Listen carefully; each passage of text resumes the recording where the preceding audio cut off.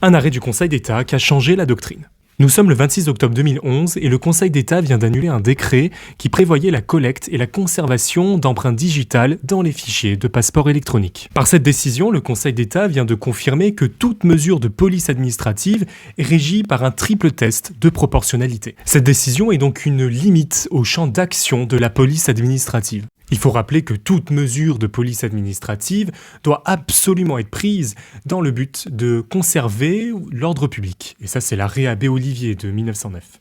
Mais dans cet arrêt de 2011, le Conseil d'État affirme que toute mesure de police administrative doit être adaptée, nécessaire et proportionnée. Adaptée signifie que la mesure de police administrative prise doit être de nature à atteindre son but, c'est-à-dire de prévenir ou de faire cesser le trouble à l'ordre public.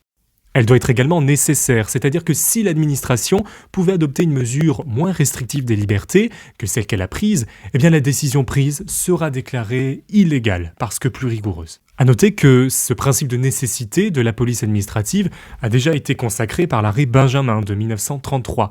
Toute mesure de police doit être la plus douce possible par rapport évidemment à la liberté atteinte. Enfin, la mesure doit être proportionnée. Il faut que la gravité de la restriction des libertés soit au moins équivalente à la gravité de l'atteinte à l'ordre public. Tout cela garantit que les mesures prises par l'administration pour maintenir l'ordre public ne soient ni excessives ni désadaptées.